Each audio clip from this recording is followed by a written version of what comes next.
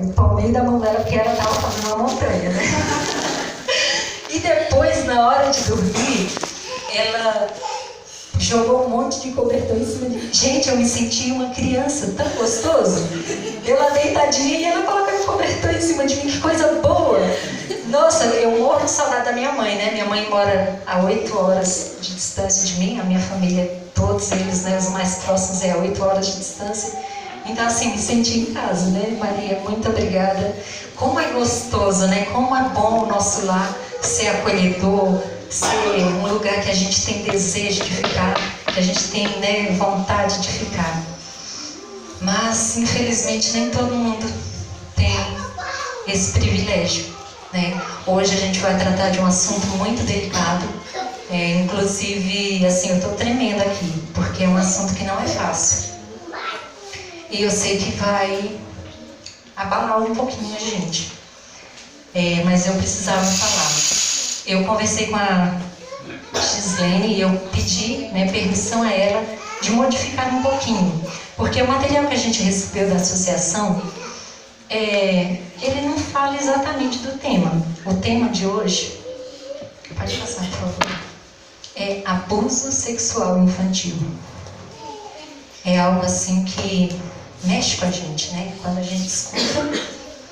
Então, assim, a gente vai ser um pouquinho diferente hoje, tá? Eu vou iniciar como uma palestra e vou finalizar como um sermão. E para que a gente consiga, né, ter um pouquinho de estrutura, vamos falar com nosso Pai. Paizinho querido e amado, nós te louvamos por teu grande amor. Obrigada, Senhor, porque o Senhor nunca nos desampara. Obrigada, Senhor, porque mesmo em meio à luta, dificuldade, aflição, o Senhor está conosco. Obrigada, Senhor, porque se o mundo nos desamparar, o Senhor não nos desampara. Senhor Deus, por favor, nesse momento, Senhor, na divisão sul-americana, está acontecendo, Pai querido, esse programa Quebrando Silêncio. Senhor Deus, que Tu possa vir trabalhar nos corações, que o Senhor possa vir falar conosco, Senhor, que nós possamos abrir nossos olhos para que a gente possa entender um pouquinho mais disso que acontece, que destrói tantas vidas, Pai.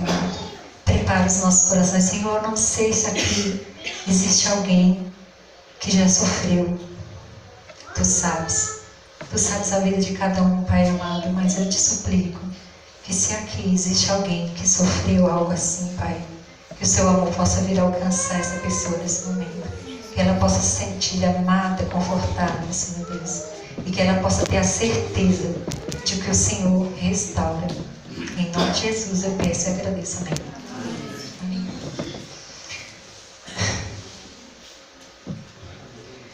O que é a violência sexual infantil? Violência, pode passar, por favor. A violência é a violação dos direitos sexuais no sentido de abusar ou explorar o corpo e a sexualidade de crianças e adolescentes. A maioria das pessoas, elas ouvem a palavra violência sexual e já pensa, né, em algo assim mais forte, né, no ato de penetração forçada. Assim, gente, olha, antes de dar seguimento, não tem como não falar, né? A gente precisa, é uma realidade que acontece aí em nosso meio, seja em qual for ele, e a gente precisa se inteirar disso. Então, assim, eu vou tentar usar as palavras mais tranquilas, mas a gente tem que falar, né? Então, vamos lá. Então, essa é a ideia que o senso comum tem, né, de violência sexual. Mas ela vai muito além disso, né? É muito além do físico. E seja qual for a forma da violência sexual, ela traz traumas para o resto da vida, né, dessas pessoas. O abuso sexual, ele é caracterizado pela utilização da sexualidade de uma criança ou adolescente para a prática de qualquer ato de natureza sexual. Vamos um pouquinho aí de números, né? Esse foi um estudo, uma pesquisa realizada. Depois, se alguém quiser, é muito grande, assim, eu peguei só alguns pontos. E se alguém quiser, eu disponibilizo para que vocês possam ver, assim, tem muitos detalhes para a gente perceber um pouquinho, assim, a realidade que às vezes está tão distante de nós, mas na verdade ela está muito próxima. Entre 2011 e 2017, foram notificados 184.524 casos de violência sexual no Brasil. Isso somente no Brasil. 31,5%, né, desses casos foram contra crianças e 45% contra adolescentes. E nisso, concentrando 76,5% dos casos notificados nesses 2 períodos de vida. Ou seja, de todo esse número aí, apenas 23,5% foram cometidos contra adultos. Todo o restante, 76,5% contra crianças e adolescentes. Esses dados, eles são de um boletim epidemiológico divulgado pelo Ministério da Saúde, né? Esse que eu comentei com vocês, que se alguém quiser, eu posso disponibilizar depois no site. E essa publicação, ela fez uma análise da violência sexual contra crianças e adolescentes no Brasil, no período, né, de 2011 a 2017, ou seja, esses dados estão desatualizados, né? Certamente já cresceram muito, infelizmente. Os dados que causam, né, se a gente já pensa que isso causa repúdio, angústia, quando a gente verifica o perfil da vítima, isso piora mais. Dentre o número de crianças, 74,2% eram do sexo feminino e 25,8% eram do sexo masculino. E dentre crianças e adolescentes, dentre as crianças, 51,2% estavam na faixa etária entre 1 e 5 anos. Eu até tinha trago uma outra informação que a gente vai estudando, mas está no celular e ele está ali ocupadinho. Mas assim, eu não me lembro exatamente como, mas eu também posso disponibilizar esse material. Que essa violência, ela pode trazer problemas tão graves, psicológicos, mas tão graves, e também está associado a problemas de identidade de gênero, né, prostituição e várias outras coisas assim que a criança, quando ela é abusada, né, quando ela tem a sua inocência roubada, ela perde o rumo, ela perde a identidade e ela também se sente culpada, né? Ela sente como se ela fosse culpada daquilo que está acontecendo com ela. Como que a gente então consegue identificar essas crianças, né, que estão sofrendo abuso sexual? Ela vai ter alterações comportamentais, fisiológicas, emocionais e cognitivas. Vamos falar um pouquinho de cada uma. Alterações comportamentais.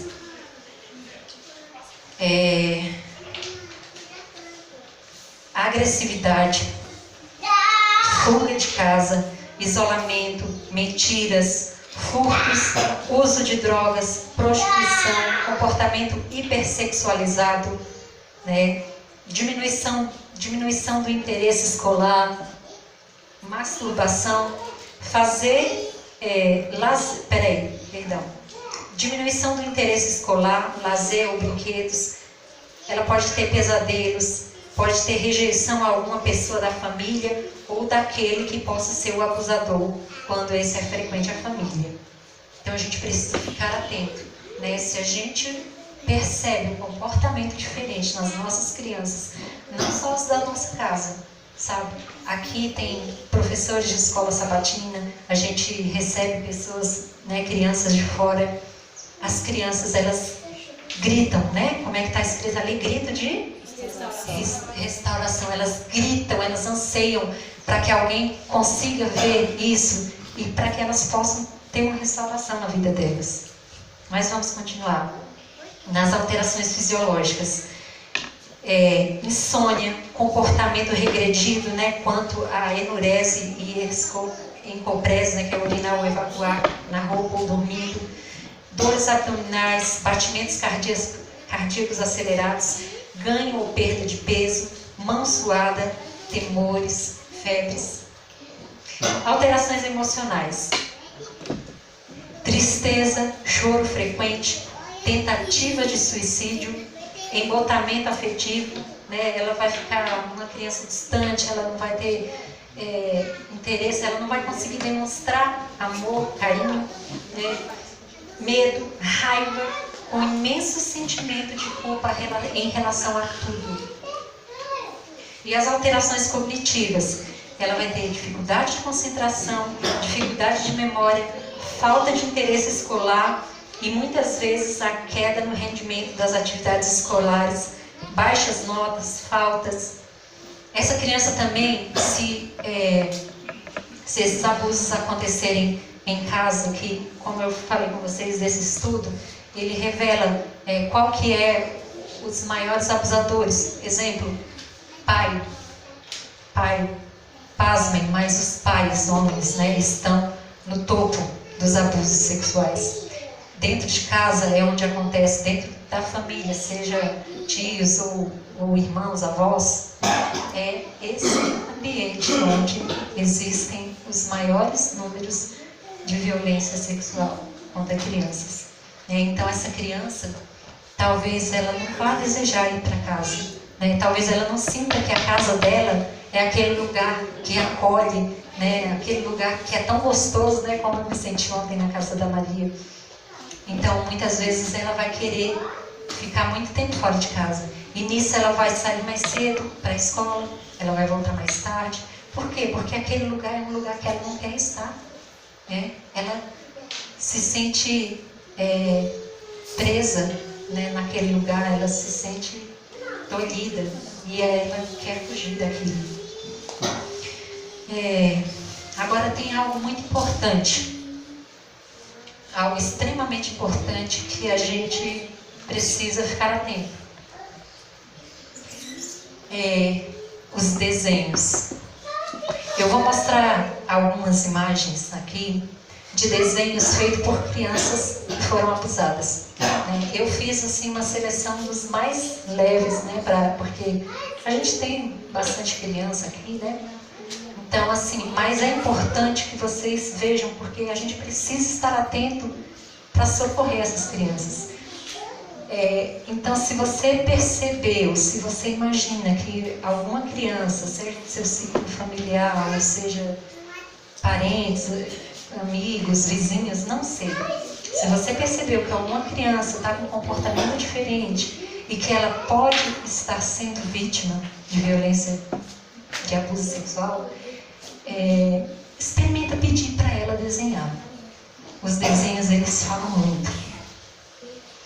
Essa criança é a Esté. Esté, ela tem 9 anos. E ela desenhou a posição em que ela tinha que ficar quando seu pai abusava dela.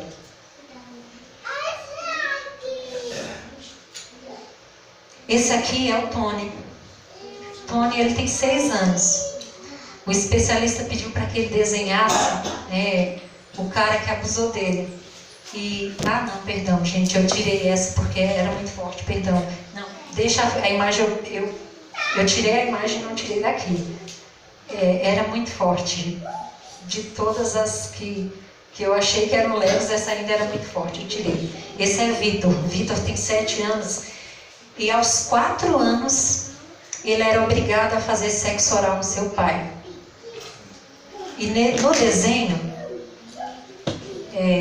Vitor é esse, né? Ele liga uma linha até o órgão do seu pai. Se a gente olhar rápido assim, você vai entender, você entende alguma coisa assim? E atenção aos desenhos, eles falam muito. E esse? Olha, esse aqui é Joe. Joe tem 8 anos e no desenho ele colocou o seu abusador numa gaiola fechada, com um cadeado. Estão vendo o cadeado? E ali em cima tem a chave. Aqueles rabiscos ali são espinhos, né? Que Joe, ele colocou ali para que ninguém pudesse ter acesso à chave. Ele ansiava que aquele monstro ficasse preso e que ele nunca mais fosse solto. Olha o desespero, a angústia que essa criança vivia. Esses outros desenhos, pode passar. Eu não tenho o nome da criança que desenhou. Mas não precisa falar nada, né? O próximo. Da mesma forma.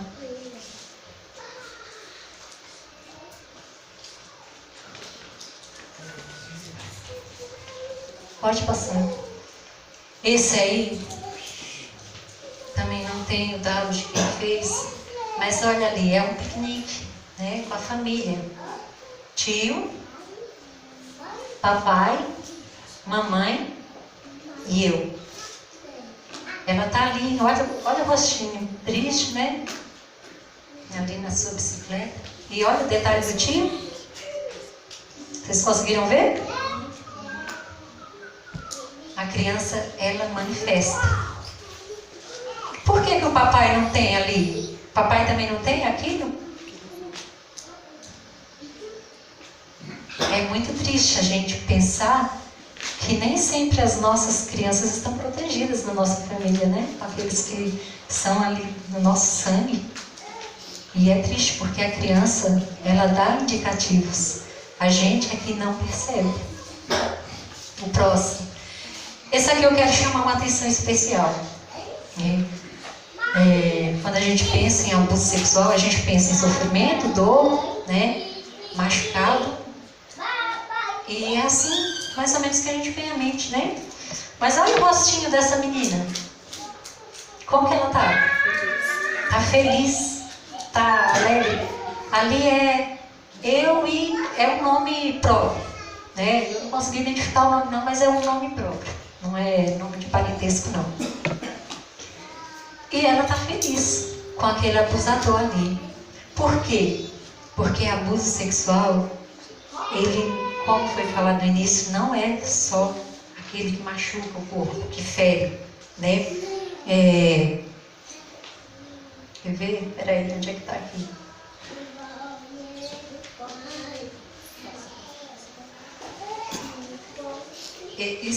Isso mexe tanto comigo que, sabe, me perdi aqui, o coração está acelerado. Está previsto em lei e são considerados como abuso toques, beijos, carícias e aliciamento.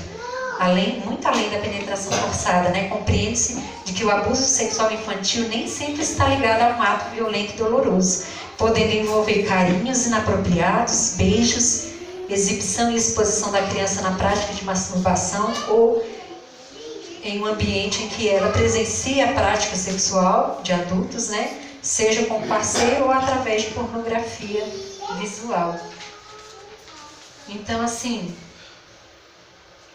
às vezes esse abusador, ele é tão astuto que ele vai ganhar a confiança da criança, porque eu não sei se vocês sabem, mas a criança desde pequena, ela sente também prazer sexual. E claro que não é, ela não tem um entendimento daquilo, mas se ela for estimulada, ela vai sentir sensações agradáveis. E sensações agradáveis são boas, né? Quando a gente seja carinho, vamos falar aqui de carinho. Quando a gente sente carinho, a gente não gosta, não é bom? A criança, muitas vezes, ela recebe do seu abusador carinho, carícias, né? E esse abusador, ele faz de uma forma tão... Nossa, gente, nem sei a palavra. Mas assim, a criança, ela não se sente magoada naquele momento, ela não se sente machucada, ela não se sente invadida. Muito pelo contrário, ela vai gostar de estar ao lado desse abusador. Ela vai sentir prazer de estar com ele. E sabe por que ela não fala? Porque ele fala para ela: se você não conta para ninguém, porque se contarem, eles não vão deixar a gente ficar junto mais, você não vai ter mais essas sensações gostosas. E a criança, ela se cala, ela não fala nada daquilo com ninguém, mas ela está sendo violentada de uma maneira terrível, que vai trazer repercussão lá na vida adulta, quando ela entender o que aconteceu com ela, né? Então, a gente precisa ficar atento, porque nem sempre a criança vai se afastar do seu abusador. Então, quer dizer então que se a criança gostar muito de alguém, ela está sendo abusada? Claro que não. Mas a gente precisa observar, precisa prestar atenção em aquilo que está acontecendo. Porque, como a gente percebe, né, nem sempre essa criança vai trazer em si todas aquelas características que a gente viu, né? Então essa criança, ela vai ser diferente. Ela vai gostar tanto daquela pessoa que você não vai perceber. Mas aí que está, né? A gente precisa, infelizmente, a gente precisa desconfiar de todos. Não no sentido de ficar, né, com paranoia, mas para proteger as nossas crianças a gente precisa prestar atenção em tudo.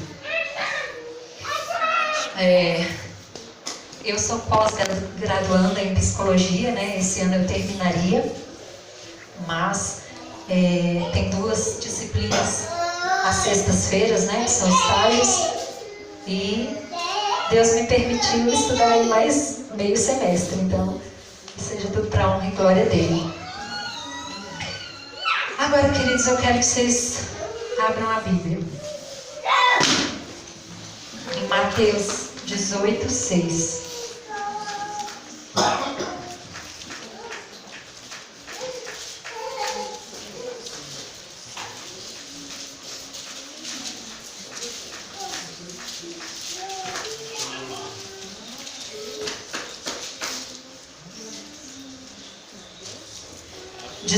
Versículo 6.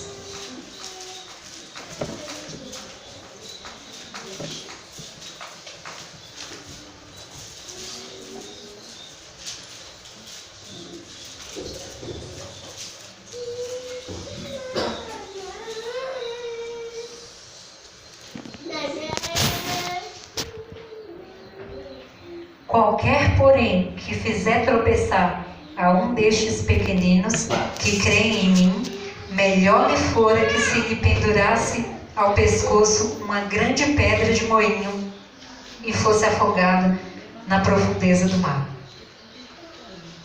Melhor seria se suicidar, né? Do que fazer tropeçar um pequenino. Isso é muito forte, a gente às vezes acha, não é a nossa realidade, né? Isso é lá do mundo. Infelizmente não. Infelizmente a gente vê muitos casos de abusos dentro da igreja. Mas que nós possamos acolher esses pequenos, né? Que eles possam encontrar em nós alguém que vá ajudá-los a sair de uma situação tão terrível que eles nem compreendem porque estão passando e nem o que é aquilo, né? Nós somos frágeis nas áreas física, material, emocional e espiritual. Precisamos ser fortalecidos para não nos machucarmos tanto. Quando sofremos abusos, precisamos ser fortalecidos. A promessa bíblica diz em 1 Pedro 5, 10 e 11, vamos lá? 1 Pedro 5, 10 e 11. Lá no finalzinho.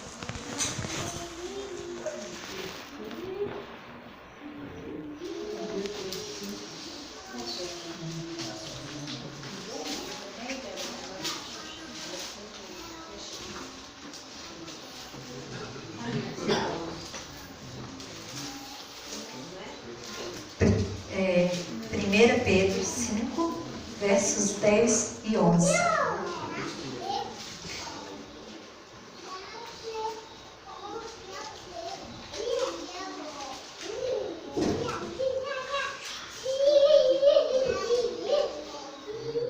Vamos lá?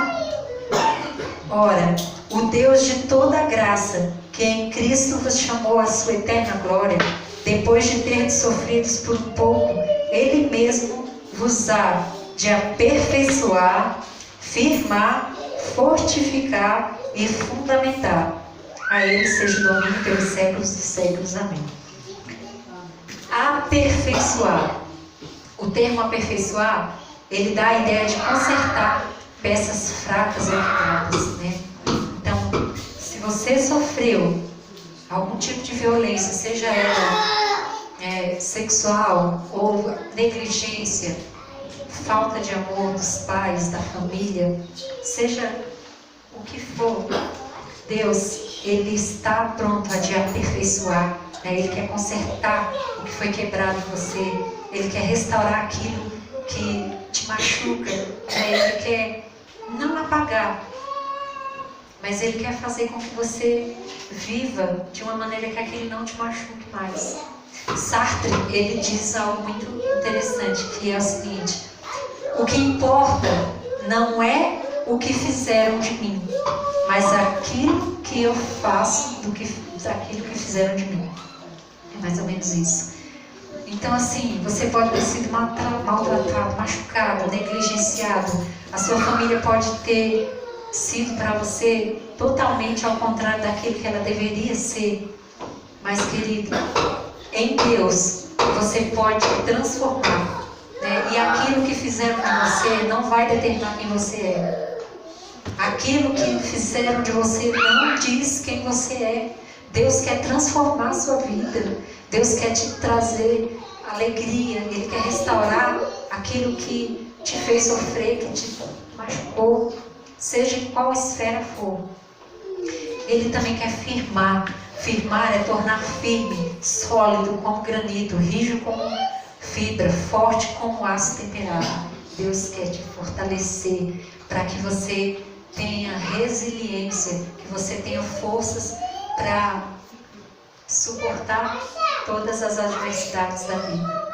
Ele quer também te fortificar, né? Fortificar é remover flacidez, trocar a fragilidade pela estabilidade. Você é frágil? Eu sou frágil, mas Cristo, Ele me fortalece a cada dia. Eu já passei por algumas situações muito difíceis que essa promessa de Deus, ela fez toda a diferença na minha vida, porque Deus, Ele me aperfeiçoa a cada dia, Ele me firma, Ele me fortifica e Ele me fundamenta. Fundamentar é a ideia de lançar um alicerce. Deus quer ser o seu alicerce. Querido, se Deus for seu alicerce, nada é capaz de te derrubar.